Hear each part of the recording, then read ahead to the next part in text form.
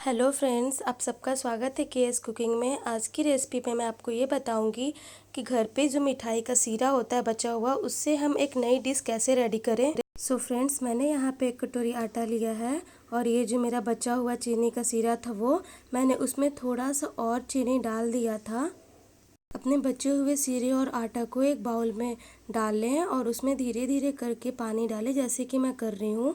उसके बाद इसे अच्छे से मिक्स कर लें। आप देख सकते हैं, चम्मच की हेल्प से इसे अच्छे से मिक्स कर लें, जिससे कि पूरी चीनी और पानी अच्छे से मिक्स हो जाए। और देख सकते हैं, ऐसे ही इसका बैटर रहना चाहिए। और 2 चम्मच मैं इसमें घी डाल रही हूँ, जिससे कि आपका जो मीठा चीला है वो बहुत ही सॉफ्ट बनेगा। और इसे आप 10 मिनट के लिए ढक के रख दें। 10 मिनट बाद आप देख सकते हैं 10 मिनट बाद ये अच्छे से फूल चुका है और चीनी सारा मिक्स हो चुका है। और पानी का इसमें ध्यान दें, पानी धीरे धीरे डालें, एक साथ पानी न डालें। अब हम एक तवा ले लेंगे, उस पर घी लगा के और एक कलछे की मदद से अपना बैटर डाल देंगे। और डालने के बाद हम अपना एक प्लेट वाला ढक्कन लगा देंगे। उसके बाद आप 2 से 3 सेकंड बाद आप देखेंगे कि ये पलटने लायक हो गया है। आप इसे पलट लें।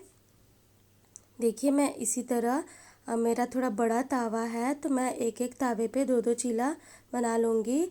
आपके पास छोटा तावा हो तो आप एक बार में एक ही बनाएं, पर ऐसा करने से जो है जल्दी थोड़ा हो जाता है काम, इसीलिए मैं एक बार में 2-2 चीला बना के रेडी करूँगी।